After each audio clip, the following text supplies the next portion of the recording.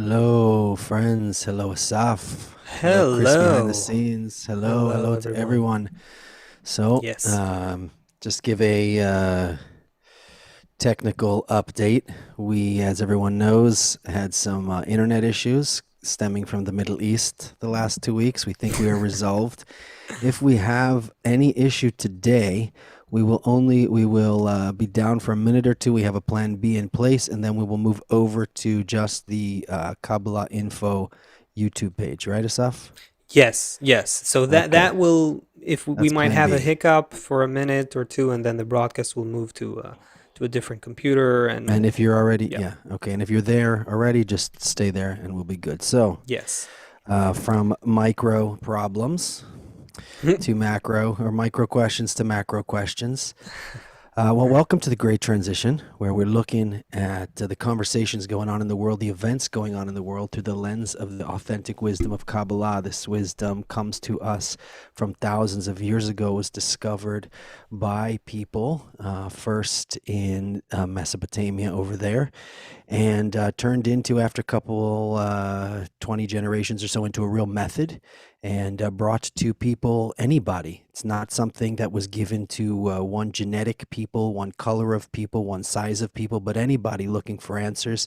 And it's had somewhat of a run over the last few thousand years, until it made it to us, where now, thanks to the internet and all kind of other things that are happening, it's open to everyone. So Yes. now we get to look at this whole world, like flip over the back of the embroidery and see all the connections between everything. And that's what we're doing here.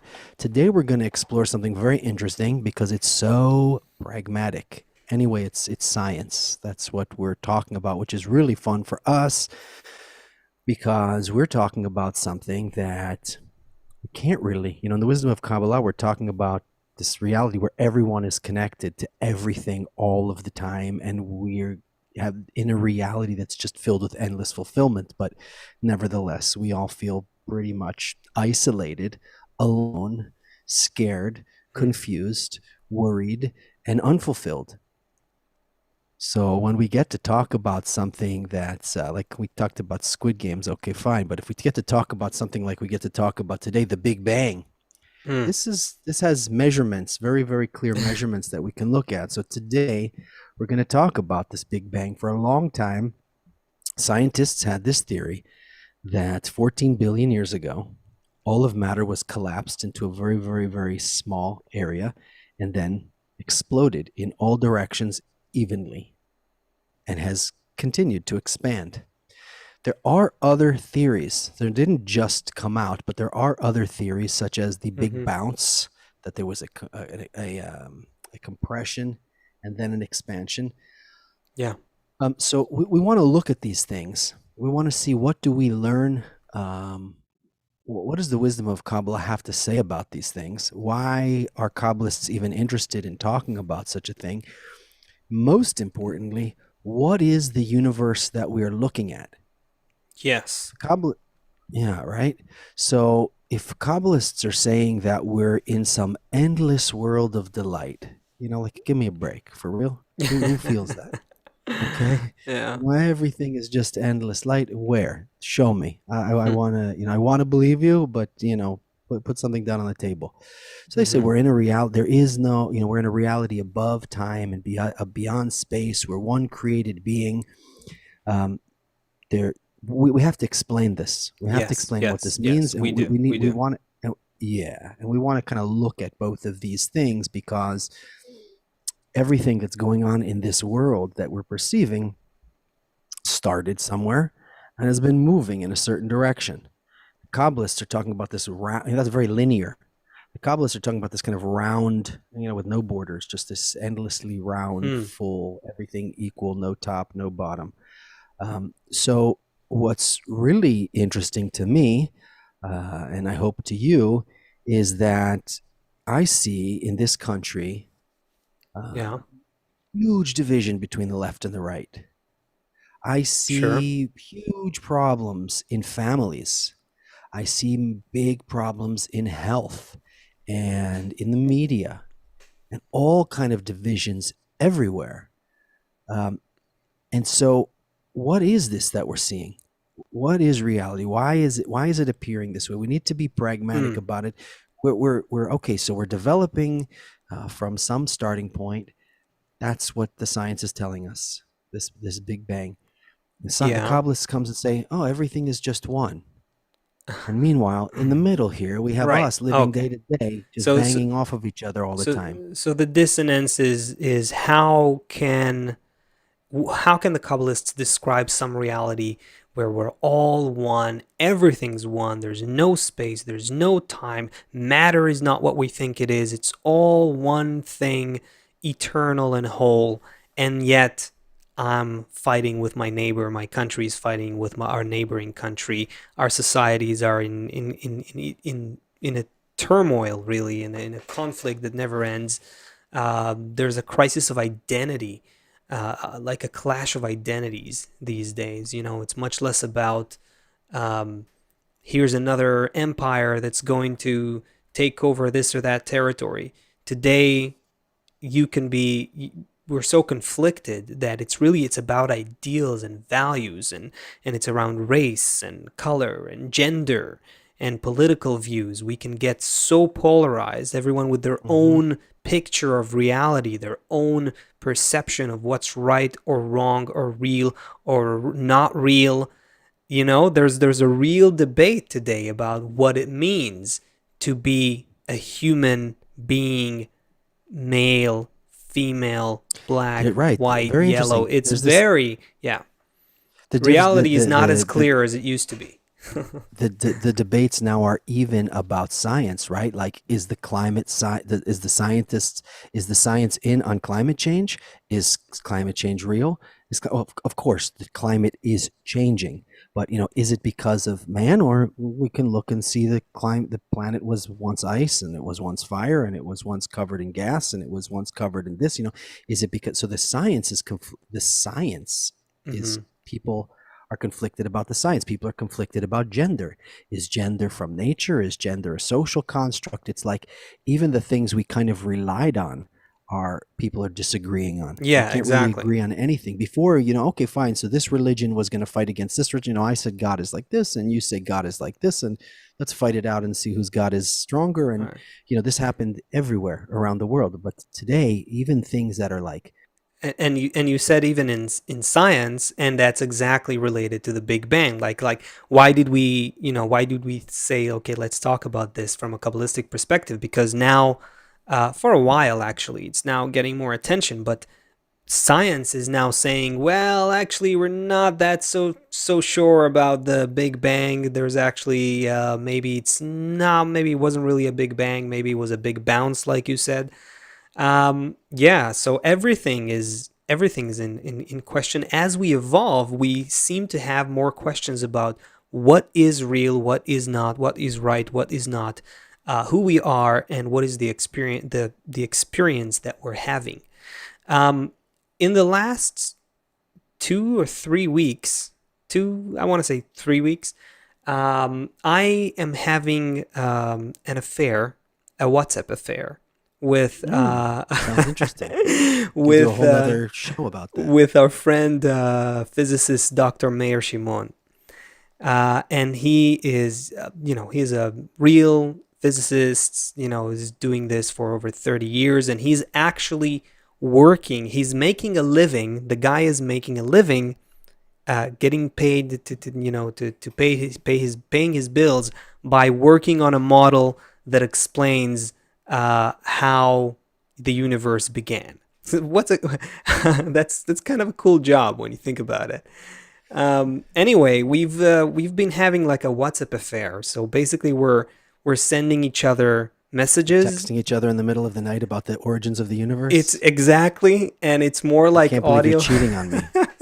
It's audio I heard about messages. a 30-minute audio message. Yes, yes, we've been. I thought it's I was a your only one. it starts from, hey, so let's talk about time, and then you go with like, and then he responds with like, okay, well, 30-minute audio message. And it's a very cool relationship. We are um above time and space, everyone at his own time, leaving each other audio messages and discussing the purpose of existence, and more specifically the the structure of reality. And it's a very interesting discussion that's going on between us, between like physics and Kabbalah.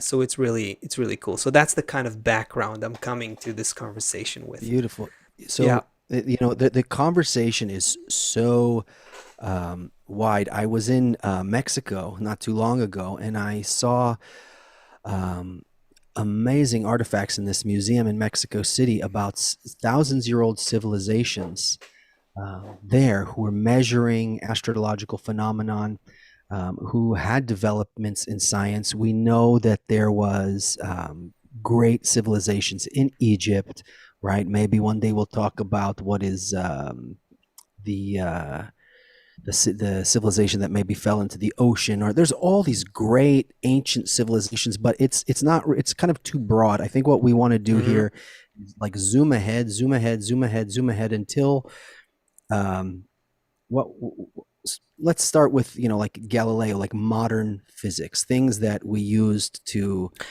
actually build these telescopes, Mm. measure all these things, right? So what is that, 600 years ago or so? Something like that. Yeah.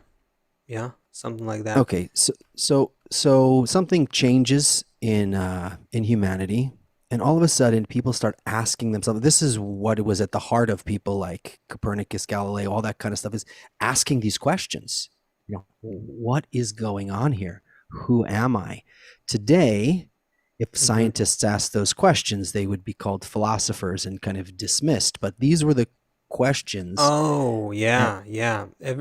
Everything started from asking, science started from philosophy. Philosophy essentially was the basis of science, of inquiry. Let's research reality. It's just that there was less tools and technology to do it, and so they mostly used, the ancient Greeks were just using a form of like dialectics, questions and answers. Let's think about it. Let's discuss it and explore it with our rational mind. I happened to study philosophy for 2 years before Kabbalah, many years ago, actually, as a high school student. That we had a special program. It was fascinating to me. It was naturally what I was drawn to in philosophy was two branches, like I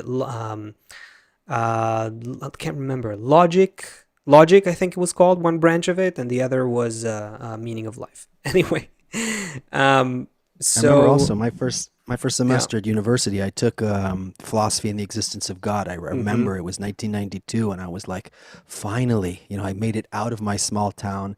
I made it to like a big university, and now we can finally like sit and discuss the questions of life. And I All wanted to right. just jump out of the window by the end of the semester, because you're just, this one argues this thing and he argues this, but there's no answer. There's no way to actually get Right. to anything. So yeah, so I think that the kind of like the point you're talking about is where science began to separate from philosophy. So essentially, yeah, you could say that science in application, in its empirical method of doing things, I guess kind of exists for only 600, 700 years, something like that. It's a fairly new phenomenon in the human civilization, if you think about. So is Galileo the father of modern physics? Is that Maybe. I guess it's okay? debatable, but I So guess you so, could so let say, yeah, without listen. modern Neither science. Yeah, the modern wh- scientific method. You can say that, I guess. when Yeah, Mayer has his confidence about English, maybe we can bring him on here as an sure. actual professional physicist. You and I are not actually professional physicists, so we Yeah, will no, stay. nor are we trying to be, but it is interesting from a Kabbalistic perspective to look at human development, and you have to include that, of course. Yeah. So let's move through this conversation in a light way, just observing it from a distance, and where we have the kind of authority to speak about it, we will, and where we don't, we'll just talk about what is accepted. So, Let's ask this, maybe. Let me okay. propose a question that to kind of and tell me if that fits the direction of where you thought to take the conversation. So you said in the beginning, you mentioned how Kabbalists describe the ultimate reality, the complete perception of reality, is where everything's one, there's no separation. Reality is one whole eternal being, and it's above time, it's above space. Um, and so maybe let's ask, where is science in relation to that? Or what path did science go through, from where it started to where it is today, and how is there any correlation between this Kabbalistic picture of reality and what science is finding? Yeah, Is we that need to. okay? I'm not Okay. really interested in anything that doesn't give me results. Mm-hmm. I'm not interested in theories and philosophies. Um, so let's start to piece it together. So you have classical physics. It's basically like a billiard table. It's like if I know where the balls are and I Mm-hmm. know with what force I hit this ball Yes. and for what angle I hit this ball, I can tell the future. I can tell you in 30 seconds where every ball will end up, right? So there is some objective reality. This is the beginning of classical physics. There's some objective reality that's outside of me. It's there on the Mm-hmm. table. Yeah. And there's a set of laws that operate there. And if I know these laws, then I know, how that works. Is that more or less Yeah, that model? so now we're basically saying, okay, let's look at this is about 350 years ago. Newton, he articulates the three laws of motion. He is considered the father of modern physics. The um, definitely comes up in the conversations between me and Meir as that. Anyway, he basically describes reality in a completely new way. He gives us laws that describe how this reality works. And in this picture of reality, yes, time is absolute. The building blocks of reality are these localized particles, like bits of matter. That's what makes up reality. It exists whether we are there to measure it or not. It's an objective reality that exists outside of us. Like you said, if you know all the forces that are working on a golf ball or a basketball, you can tell where it's going to be. And it doesn't need us to be there to measure it. It just exists. Time is an absolute thing, yeah, and reality is localized particles of matter, bits of matter. That's the picture of reality 350 years ago. That If there was has a that went through if there some changes until Yeah, today. so Yeah. if there's a big concert at a stadium and my job is to sell t-shirts there. So I don't even care about going in to see the stage. I'm interested in hanging out. And as long as I stay at my table outside, I'm selling t-shirts. If I walk into that concert hall and I'm the musician, first thing I do is I walk up to that stage. I see what it's going to look like. How's the sound going to be? So basically, depending on who the person is and what they want out of the situation, they're asking the questions based on that. So we talked about Galileo and Newton. They had a reality they were perceiving, right? They were selling T-shirts in the hall, and then comes Einstein. He says, "Wait a second, I got a different question. I want to because if he didn't have the question, he wouldn't have kind of discovered his next." Oh, are we having an issue? I Are we think having a we technical issue? Yeah, I think you're right. I think we should probably switch Hold on, I see. a Oh, broadcast system, or maybe it'll resolve itself in a second. I just don't want to keep our viewers in a buffering mode. Um, oh, can anyone tell us? I see Julie says it's buffering. Can anyone tell us how bad is it? Should we have two options: to continue like this, or to limit the broadcast to Kabbalah info, and everyone goes there, and we should have a smooth broadcast happening there. A YouTube Kabbalah info YouTube channel. So yeah, I see Azriel says it's buffering as well. Let's do the switch. Let's do the switch and keep going. We can do it fairly quick. What do you say? um, okay, whatever Yeah? you want. Or um okay. So So we're gonna switch to just Kabbalah info now. one YouTube. second. 1 second. Let's try First of all, let's try this. Okay, we are still on YouTube. We are the Facebook. Our friends on Facebook should go to. We can stay the way we are right now. Without Facebook, we Okay. are good. So we're on yeah. on YouTube at the Kabbalah info channel right now, Yes. right? That's the main. Okay, good. Nicholas says he has buffering every 10 seconds. Sandy says it's fine. Hussein says it's okay. Okay, so Yeah, we're it gonna look keep like. rolling here. Yeah, let's keep rolling. Let's keep. If Okay, we have thanks to for everyone change, for. we'll change it. Yeah. Okay, all right, let's hang in there. Okay, so Einstein comes along, and he's asking some new questions. And Funny Games has buffering every few seconds.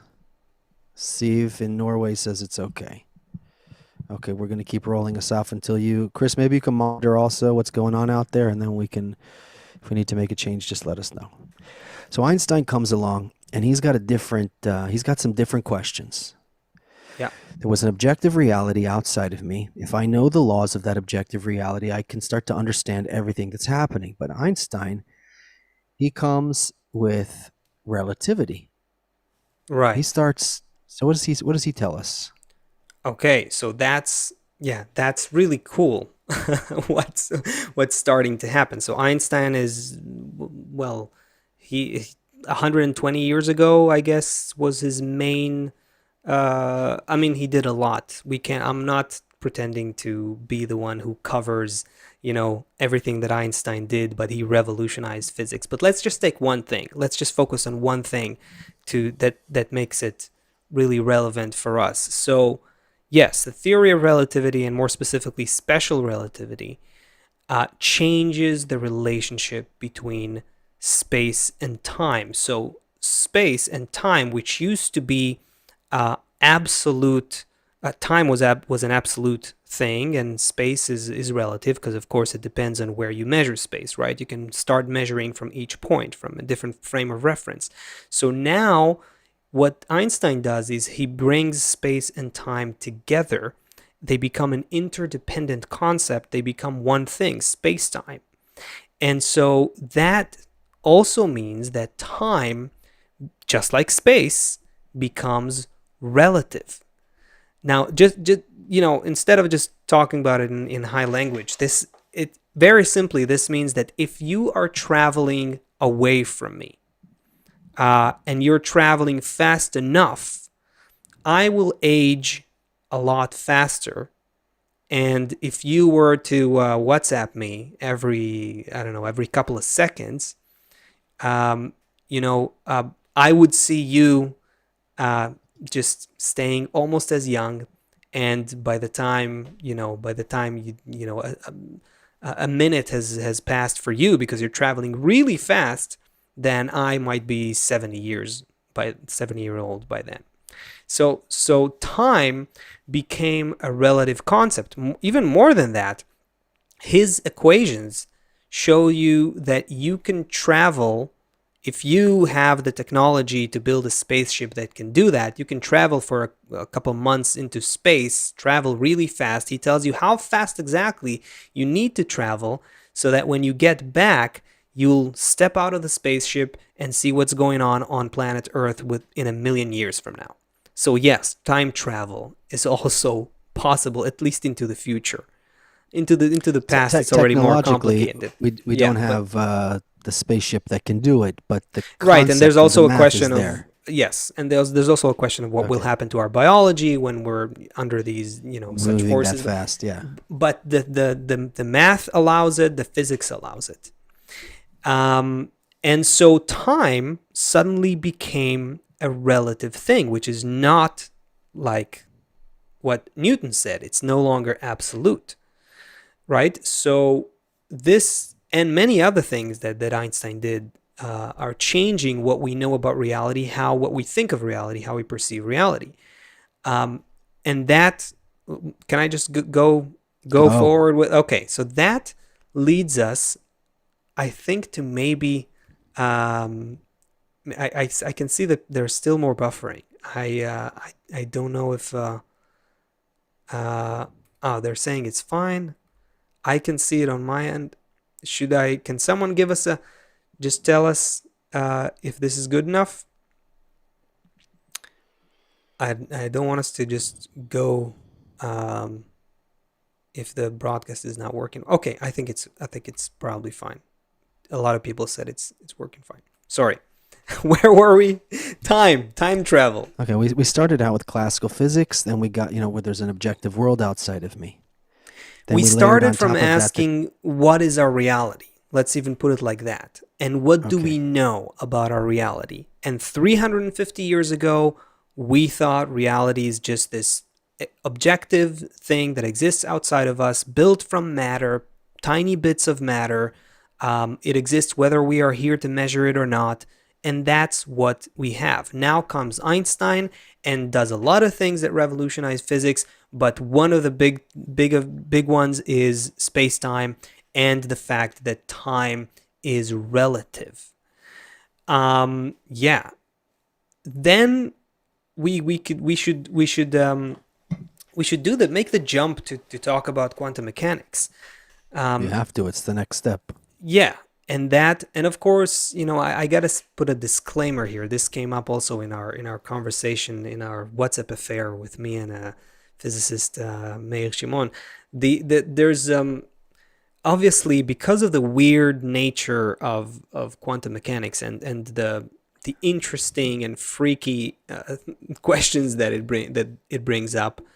There's a lot of all kind of woo woo talk about it, where all kinds of people just say quantum next to anything they wanna add to it just to make it sound I don't know, interesting or spiritual or trippy or something. But really, it's a science. It that follows the scientific method, and it's just that the findings are revolutionary and are very interesting, and we don't yet know how to explain them. And that's a I think an important thing to put across. Um, where do we go now?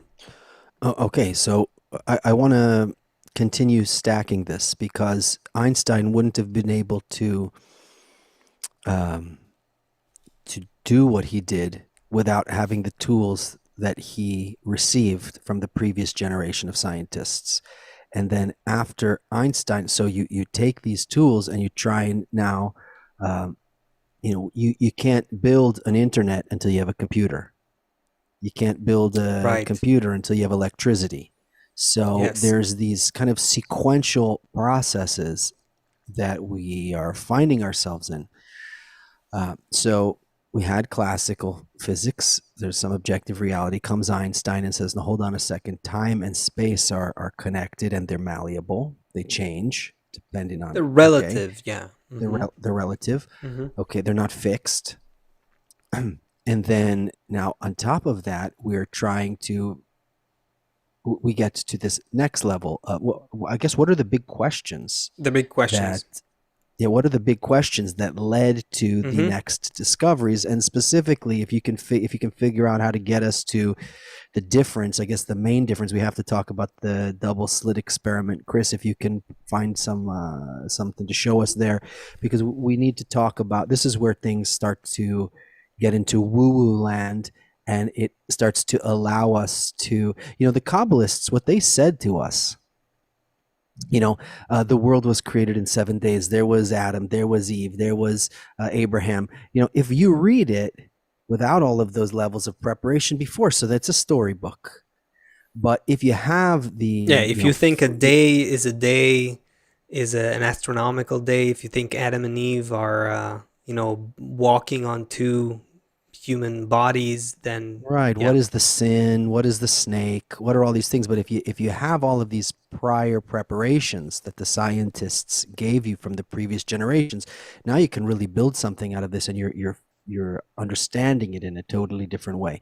So now we need to get. So what happens is the Kabbalists said something, but if we didn't have preparations, if we didn't have an inner system built inside of us to understand these things, like I said before, I'm not interested in theory. I'm not interested in philosophy. I want to attain these things. I want to feel these things. Mm-hmm. I want to know what that is. I want to understand what is the meaning of my life and what's going on here. So I want to digest what these people are giving us. So Right. now what's happening through science Mm-hmm. is the more science progresses, it actually allows us to start understanding with inside our mind and inside our feelings what is the It actual nature of the reality. it I think and you know what, we'll get into some quantum mechanics things also based on my conversations with May. Some interesting things came up because I'm coming to the conversation from a Kabbalistic perspective, and he's coming to it from a physicist perspective. It's an interesting thing that happens. I'll get to it in a second, but I think what we're seeing, if we're starting to put this historical picture together, these milestones of our understanding of reality through the development of physics, one thing becomes evidently clear, abundantly clear. We cannot trust our senses.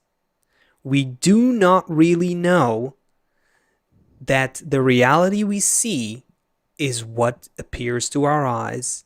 The reality we hear is what appears to our membrane. We don't really know. We thought time is one thing. Now it appears to be something totally different.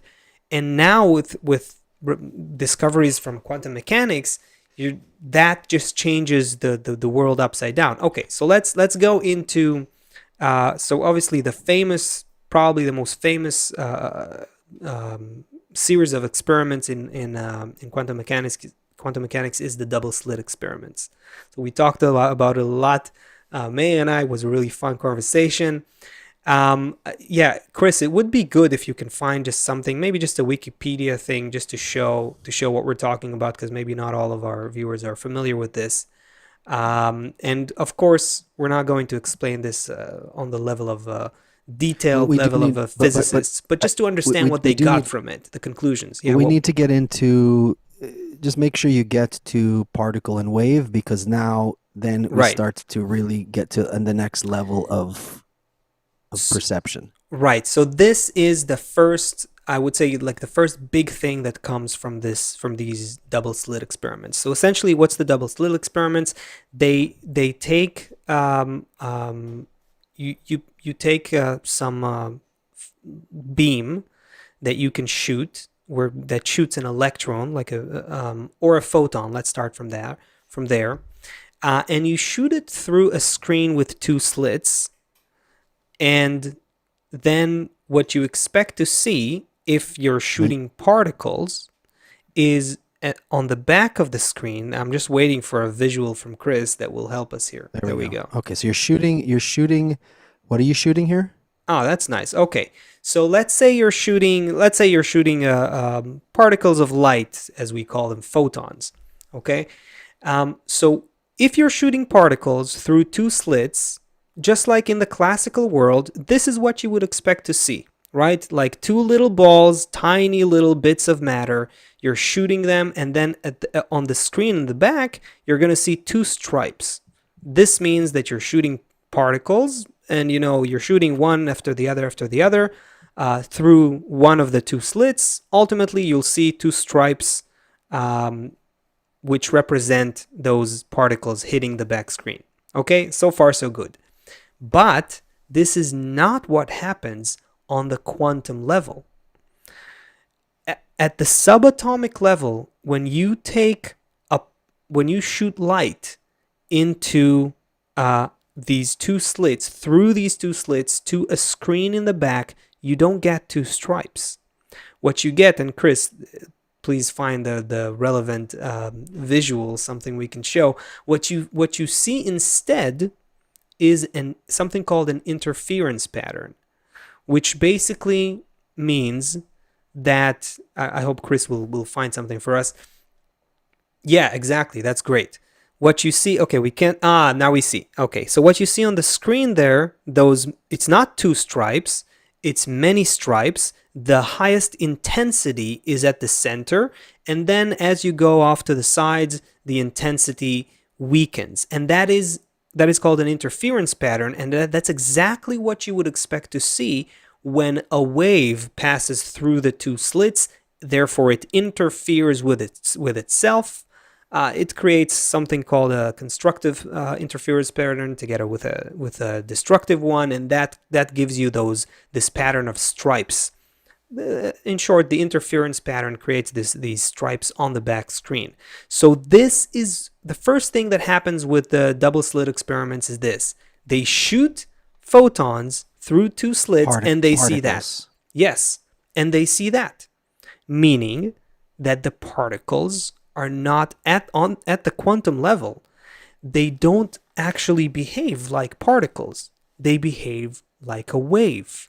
Now, again, I had a long conversation with Meir about what is a wave and what's the difference between a wave and a particle. That's a long conversation we shouldn't get into now, but a wave... Give a very, very, just so we all understand. First of all, a wave is a disturbance spread out in space. It's not localized. So if there's a pond of water and I drop a rock exactly, in it, right? The exactly. water stays where it is, but this water pushes that water, which pushes that water, which pushes that water, which pushes that water, and it makes a wave go through. Yes. So what you see, you don't actually see the wave. We can't see any wave. We can only detect its influence as it travels through a certain medium that we can observe. So the water, in the case of water waves, is a medium for the water waves. So if you drop a rock in water, that screen that create where you see the stripes is like the medium that the wave of light passes through as it goes through the two slits and leaves those marks.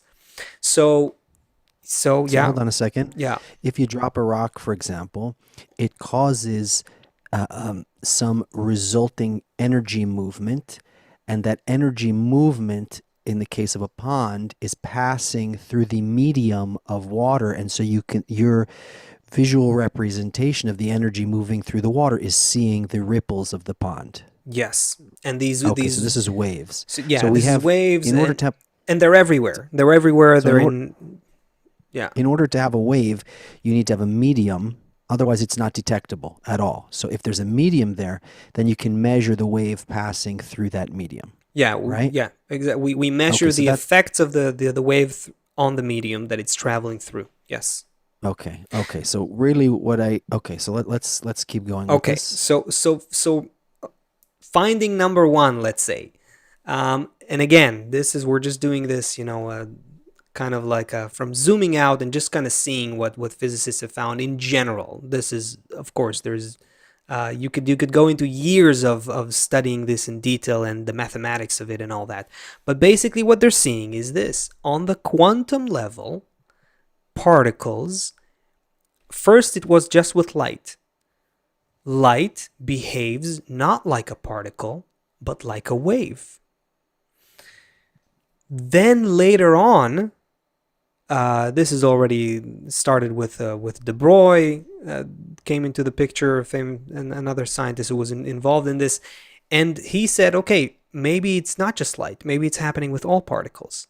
And it turns out that when you shoot electrons, for instance, through the two slits, you get the same result, an interference pattern.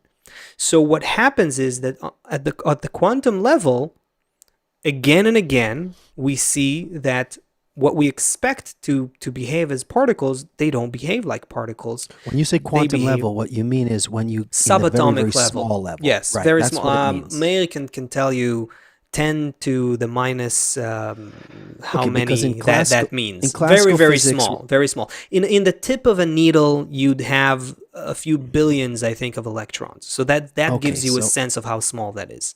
If you had really, really strong eyes, you would see a different world than we see with our normal eyes. Yes, exactly. That's the first thing we see from here. If you and I were buddies, just like we are now, but we were also electrons, then you and I would be looking at each other as electrons, and we would not see each other as two localized bodies with a certain mass and a certain place, point in time and space.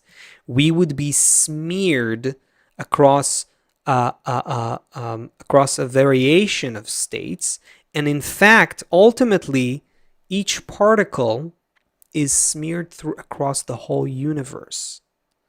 So that's because ultimately this is what's going on. This is I'm quoting my physicist friend now. So this is again, they found that it happens not just with light, with all kinds of particles. So what this tells you is that matter is not what we thought it was. So all of a sudden you go, wait a minute. Hold on. Okay. Matter is what we thought it was from a certain gross level of perception. Gross not meaning disgusting. Gross like from a very, very coarse, like a rough, dense, like coarse, yeah. rough level of perception. Yes. It is exactly what we thought it was. But if we want to move to a